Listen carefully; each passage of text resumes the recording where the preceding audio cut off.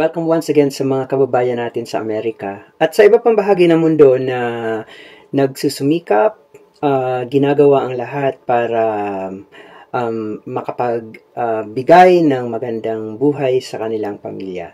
Sa episode natin ngayon, meron akong 20 techniques to sort out free stuff na maaari nyong tingnan kung available sa sa lugar nyo.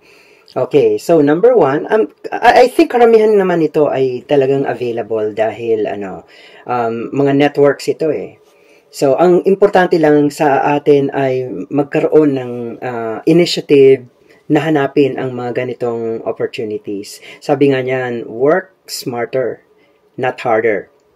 Okay, so yung number one is online communities and forums. So, kung hindi nyo pa natatry ang mga online communities such as Facebook, such as Reddit, such as Quora, ito yung mga very popular communities online na may mga grupo ng mga tao na nagpa-participate related sa interest nyo. Maraming mga tao dito na nag-offer ng mga free items within these groups, especially when they're decluttering or moving. So, ang isang halimbawa nito ay mga Facebook forums. Kahit ako, regular participant ako sa mga Facebook forums na namimigay ng mga hindi na kailangan sa bahay. For example, nag-declutter kami after 5 years na nakatiwangwang isang bagay. Mukhang wala naman siyang silbi. Bakit mo pa iipunin, 'di ba? Bakit mo pa i-save kung sa tingin mo ay may ibang tao na maaaring mag-benefit dito? So, ang prinsipyo kasi ng iba, ibigay na lang yan sa Goodwill, ibigay na lang sa thrift store.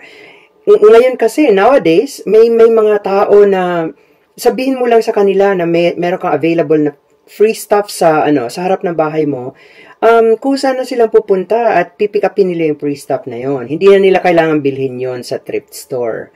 So, ayun, kung meron kayong, halimbawa, nagsisimula ka pa lang, nakapag-establish ka pa lang, nagsisimula ka pa lang mag-establish ng buhay. For example, karirentan nyo lang ng apartment, karirentan nyo lang ng bahay, or kakasimula lang ng mortgage nyo sa bahay, hindi pa naman practical na bigyan mo ng sandamukal na dekorasyon yung bahay mo. It would be wiser to begin with yung mga mga rustic designs, yung mga ganon, mga pre-owned designs na hindi mo na kailangan bilhin. Hindi mo na kailangan bilhin ng brand new, hindi mo na kailangan hulug-hulugan dahil maaaring ibigay na sa'yo ng libre. Diba? So, maraming mga tao na nag-offer ng items for free within Facebook groups, Reddit, Quora, at iba-iba pang mga forums na maaari nating pasukin, especially when they are decluttering or moving. Kasi, may mga tao na kung mag-move out of state sila dito sa Amerika, very how do you call that? Very dynamic ang buhay ng tao. Kung may bago silang assignment, work assignment for example, mapipilitan silang mag-move out of state. And sa ganyang pagkakataon, maraming mga bagay na hindi na naman nila kailangan dalhin. Halimbawa, meron silang 15 years old na laundry machine o dryer. Mukhang hindi na nila yun pag-aaksayahan ng panahon para i-ship from for example East Coast to West Coast, galing North Carolina hanggang California. Naku, uubusin ang pera nila noon sa shipping pa lang. They would rather buy a brand new one. So, kung meron silang highly functional na na mga appliances, ipamimigay na lang nila yon. All you need to do is to really look for them. Okay? Number 2 is free cycle networks. Ito ng mga free cycle networks na to, these are online networks that are dedicated to giving away items for free. Talagang bibigay talaga nila yan ng libre. You can post requests or search for items in your area. For example, isa kang teacher, kailangan mo ng mini library sa loob ng classroom mo. Kami kasi mga teachers, kailangan namin yan para sa literacy activities ng mga bata. So, kung wala kang mga libro na na maaari mong ilagay para mag-establish ng, sa pag-establish mo ng mini library, maaaring hingin mo yan sa iba. And they are so willing to do that. You will realize kung gaano ka, outpouring ang support na ibinibigay ng mga Amerikano pagdating sa ganyan. Number 3 is the very popular Facebook Marketplace. Ayun. So, ang marketplace na uso na to, di ba? Sa isang isang pindot mo lang sa Facebook mo, papasok na, nasa gitna yan, usually nasa gitna eh. So, yung parang may tent na ganyan, yun yung Facebook Marketplace. And you can check the free section of the Facebook Marketplace, kasi usually ang Facebook Marketplace is really a selling platform. So, naglilist ang mga tao para ibenta. However, there's also a free section of the Facebook Marketplace na pwede nating gamitin, na pwede nating tingnan. You'll often find people offering a variety of items from furniture to electronics. Sasabihin lang nila, libreng furniture, libreng bookcase, libreng lamesa, libreng closet. Pero, magdala ka ng pick-up, magdala ka ng sasakyan mo. Kasi hindi sila responsible dun sa pag-ship niyan. Ayun. So, electronics, sasabihin nila, meron kaming computer dito, pero napaglumaan na, nag-upgrade na ang lahat sa mga bagong, mobile devices, kaya sa inyo na lang. Pero, pick-upin nyo. Yon, that's Facebook Marketplace. Number 4 is Craigslist. So, siguro narinig niyo na rin ang Craigslist. Ang Craigslist is primarily known for selling items. However, you can also find many free listings, especially in the free or for sale sections. Kasi sabihin nila, hindi na namin talaga kailangan to. Kailangan everything must go. Kailangan ng i-dispatch to. Or ang iba, maaaring mag-offer sila sa iyo na libre ang item, padalhan mo lang sila ng pang-ship. Sila na ang bahala sa shipping. I-ship nila yan sa'yo. So, may konting disclaimer lang sa mga online networks na to, including Craigslist. Kasi, kung face-to-face ang meeting nyo, make sure that you are wise enough na makikipag face-to-face interaction sa kanila sa mga well-lit areas, sa mga mataong lugar. Kung maaari sa loob ng library, sa loob ng presinto, sa loob ng city hall, mga ganon. Para ma-ensure mo na safe ang buhay mo. Kasi sabi nila, may mga bad guys na tinitake advantage ang ganito. Kunyari, makikipag-meet up, tapos pagdating ng oras, hinold up ka pala. Number 5 is local buy nothing groups. Ayun, local buy nothing groups. These groups focus on sharing items within a community without exchanging money. Sa aming lugar, meron nito. Nasa Facebook, rin siya, Facebook group, pero local buy nothing group siya. They're often found on Facebook and other social media platforms na ilalagay nila dyan ang mga gusto nila. Halimbawa, ngayong summer, nag-experiment sila na magtanim ng mga kamatis, sili, talong, at kung ano-ano pa sa kanilang backyard. Naku, dumami yung harvest. Napakarami to the point na hindi na nila kayang i-consume. Sasabihin nila yan sa'yo, ilalagay nila yan sa local buy natin group na, punta ka dito sa amin, ibibigay ko sa'yo ang address through a private message. Kung interesado ka, magdala ka ng container na paglalagyan mo. So, yan. Nakalibre ka na ng mga kung ano-ano.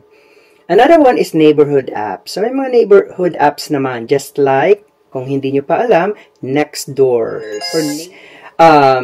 Can connect you with people in the neighborhood who are giving away items. So, yun. I am very active in the Nextdoor neighborhood app.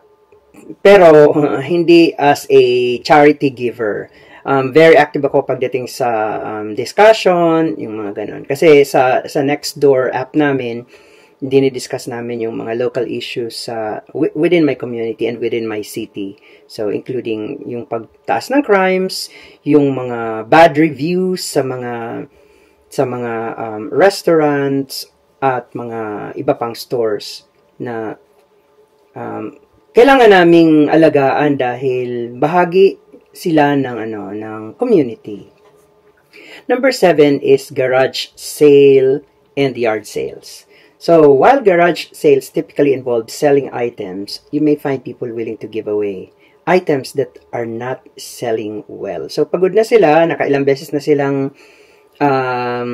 participate sa mga garage sales o yard sales at hindi mabenta-benta yung mga items nila, ipamimigay na lang nila yon. So, all you need to do is to really find them. Where can you find them? While you're driving, number 1. That's number 1. While you are driving, take note of some posters. Dito sa sa States, mahilig ang mga tao na maglagay ng mga placards sa mga nila, sa mga usually sa intersection, sa mga corner lots, sa mga front yards nila, naglalagay sila ng mga signs na merong garage sale or yard sale or free stuff na pwedeng pwede mong pick upin. So that's number 1. And number 2 is yun nga, yung announcement sa Facebook, announcement sa mga Facebook groups or Facebook forums na local.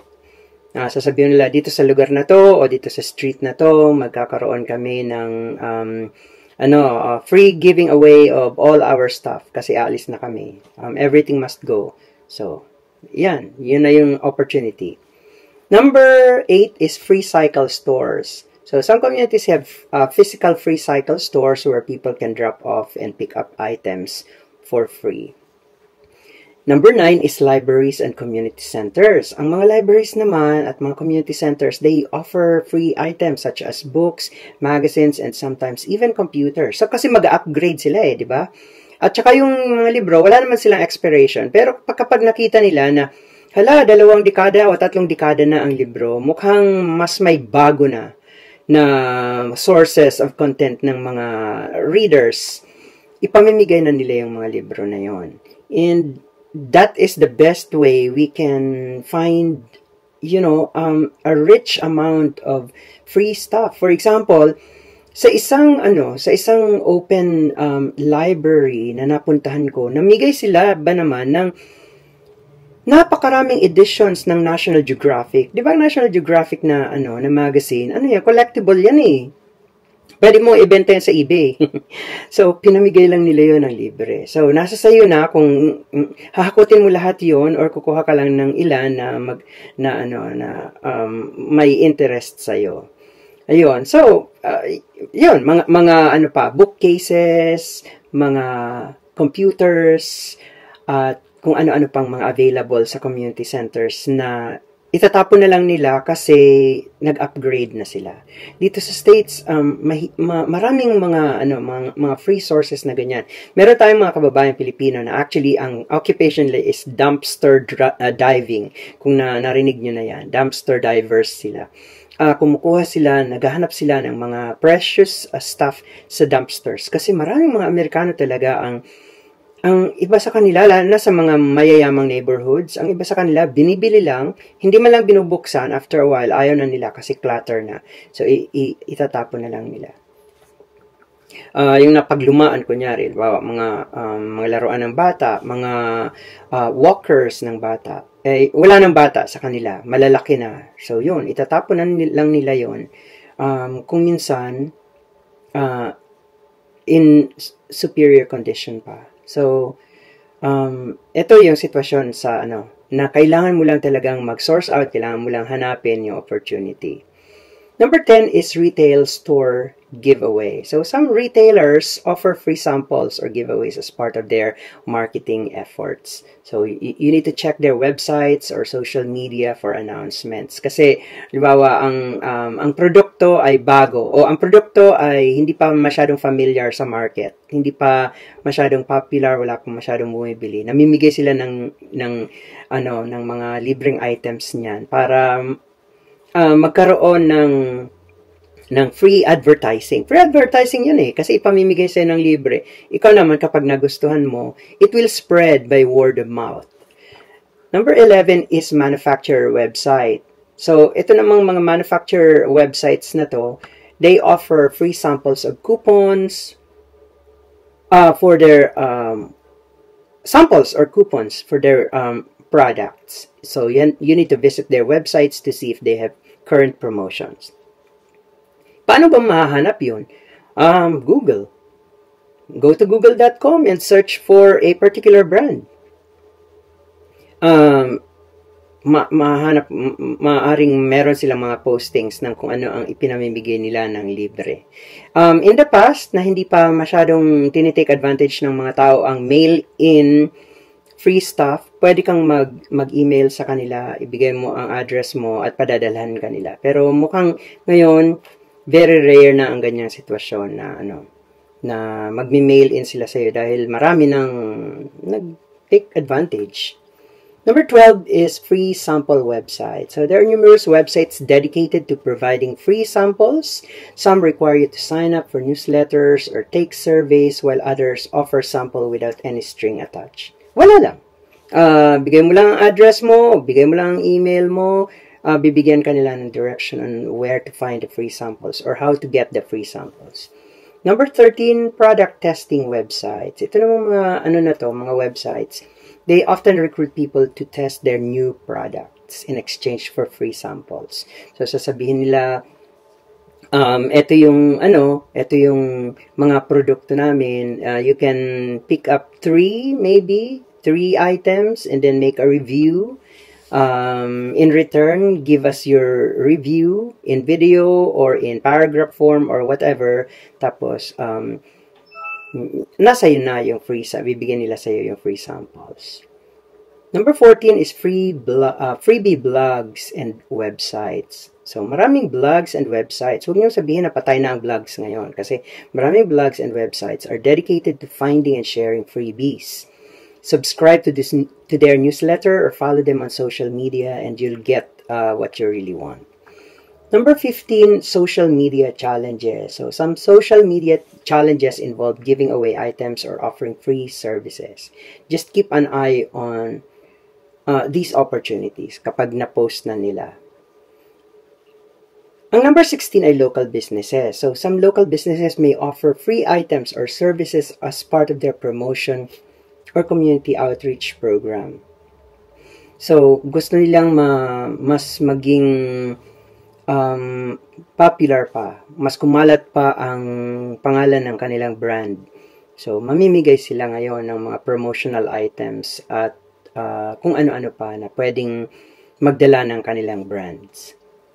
Government agencies, number 17. So, government agencies may offer free items or services such as free food or clothing programs.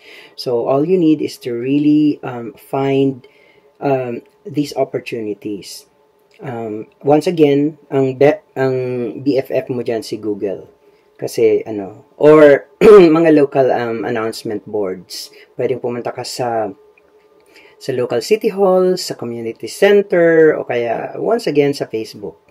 Number 18, non-profit organizations. Or non-profit organization often offer free or low-cost items and services to those in need. Ang isang example nito ay mga simbahan. Dito sa Amerika, ang mga simbahan, being non-profit organizations, nag-organize sila ng, for example, soup kitchen, o ng mga freebies during Thanksgiving, during big holidays. Ito yung magandang opportunity na pasukin at puntahan for some free stuff. You can be given a bag of groceries, may fresh vegetables, fresh fruits, may mga canned goods, may frozen turkey, may frozen chicken, at kung ano-ano pa. Number 19, online surveys and rewards program. So, may mga online surveys and rewards program that offer points or gift cards that can be redeemed for free items. So, sa comment box po nitong episode na to, bibigyan ko kayo ng mga halimbawa ng mga online service and reward programs na nagbibigay ng free items. So, ang kailangan lang natin kapag nag-engage tayo sa online surveys and rewards programs, sasabihin siguro ng mga dating nag-engage na, walang kwenta yan, ang hina ng mga points, ang hina nilang magbigay ng rewards. Ang kailangan po natin ay consistency. So, kung interesado ka talaga na kumita sa online service and rewards programs, you need to make it consistent. You need to, pagdating pa lang sa pag-build mo ng profile mo, ibigay mo na ang totoo. Kasi dyan sa profile na yan, andyan yung demographics mo eh. What's your gender, nasa anong age range ka, ano ang ethnicity mo, and so on and so forth. Kung meron silang mga taong kailangan belonging to your demographics, included ka dyan right away. Ayun, so ganyan nag-work ang online service and rewards programs. Finally, free events and festivals. Ayun, sa Amerika, mahilig sila sa mga events and festivals. Nag-hold sila ng mga events and festivals. Actually, nagsisimula yan sa national level, state level. So, for example, merong mga tinatawag na state fairs or county fairs, mga ganyan. And then later on, mag-branch out na sa mga local community. Sa simbahan ko lang, meron kaming mga donut Sundays. Every Sunday is a donut Sunday, so you can devour all the donuts you want, including maybe a cup of coffee or kung ano man na hot cocoa or kung ano man na available. Ayun. So some events and festivals offer free food, drinks, or other items. Just check their local listings for upcoming events. So sa 20 na to, maaaring nabigyan ko na kayo ng adequate information para mag-navigate sa community nyo at hanapin yung mga opportunities na magbibigay sa atin ng free stuff. Hindi kailangang bilhin ang lahat. Sa mga nagsisimula pa lang, kailangan natin ang mga ito. And huwag tayong mahihiya kasi America is a free country. It's very democratic and so far, maayos naman ang, matino ang mga tao dito. So, kung kailangan mo lang talagang hanapin yung mga tinatawag na legit, di ba? Ayun. So, sana may nakuha kayo significant contribution dito sa magiging buhay nyo sa Amerika. Maraming salamat.